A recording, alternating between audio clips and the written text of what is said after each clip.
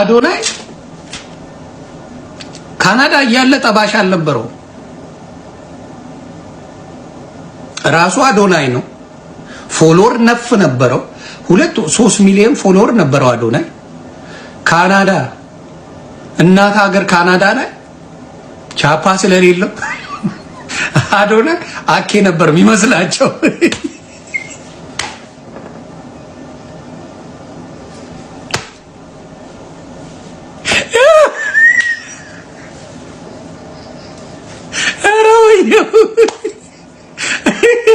እናት ሀገር ካናዳ ላይ ጌታ ምስክሬ አዶናይ አክሊሉ ነበር የሚመስላቸው። ምንም ሊጠብሱት ሊያወሩት ምናምን የሚፈልጉ ወፍ ሰዎች አልነበሩም።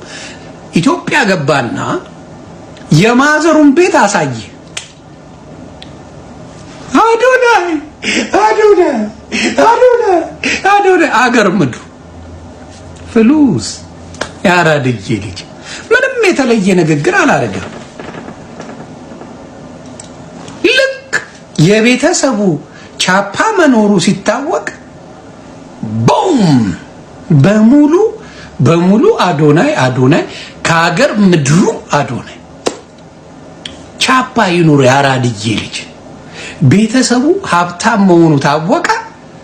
ሲያዩት ቤተ መንግስት መሰላቸው። ቺሉ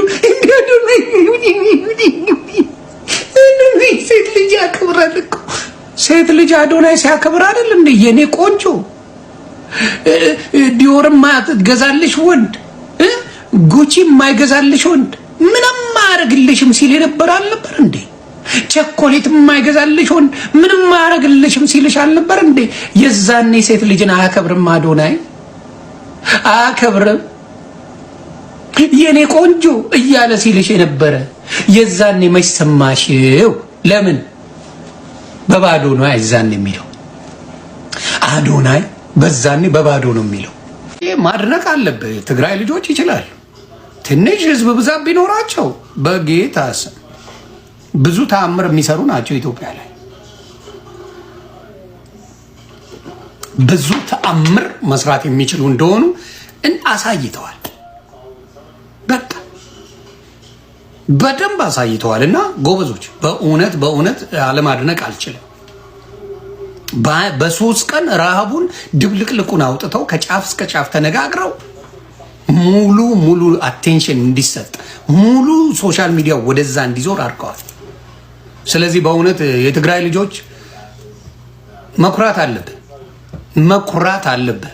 እኔ ብዙ ጊዜ ምስቴክ ሰርቻለሁ።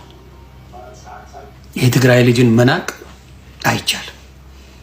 ይኬንት መናቅ አይቻልም። በቃ አየሁት። እግዚአብሔር ምስክሬ በሚፈልጉት ነገር ላይ ፎከስ ማድረግ በጣም የሚችሉ ሰዎች እንደሆኑ በደንብ ተረድቻለሁ።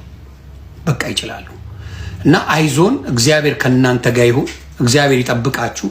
ይሄ ነገር ፈጣሪ ምስክሬ ከልብ ያዝኛለሁ። እኔ እናት ሲያመው አባት ሲያመው ምናምን ያዝና መሬት ላይ ወድቀው የትግራይ እናቶች ስታይ ያማል። እንደ ሰው እግዚአብሔር ምስክሬ ያማል። እኔ ቤተሰቡን ሌላቸዋለሁ። ቤተሰቤ ተጋብተዋል ከትግራይ ጋር። ሰፈሮቻችን ብዙ አዴዎች አሉ።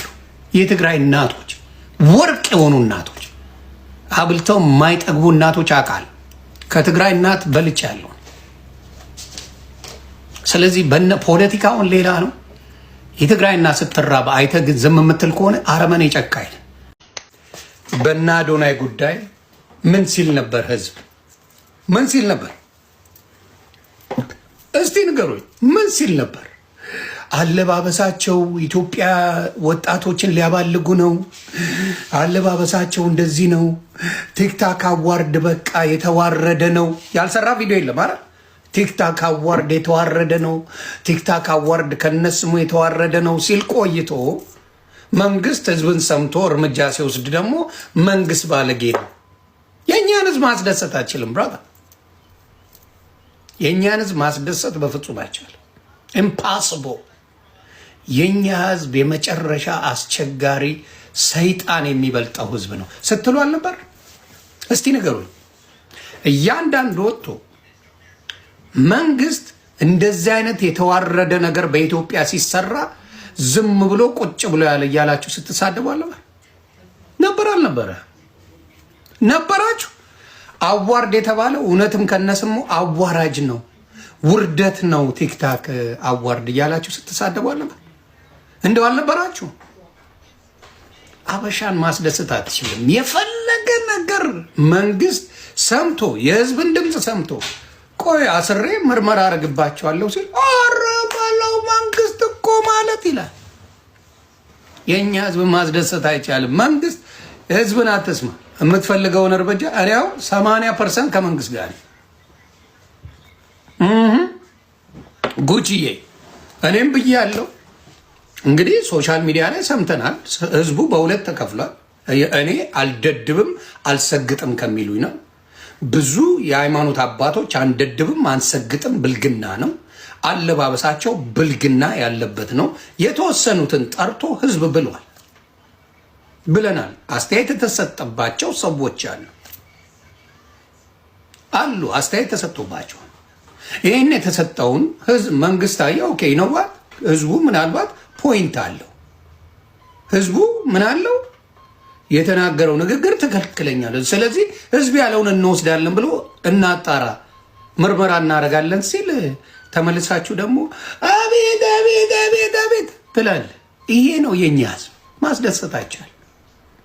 አትችልም ማስደሰት። ማንንም አታስደስትም። ስለዚህ መንግስት ምን ወርቅ ቢያነጥፍ ኢትዮጵያ ላይ ፋንድያ ነው የሚለው። ራሳችሁ እነዚህ ትውልድን ያበላሻል ብላችሁ መልሳችሁ ግን መንግስትን የምትወቅሱ ሰዎች በሰላም ምንድን ነው የምታጨሱት?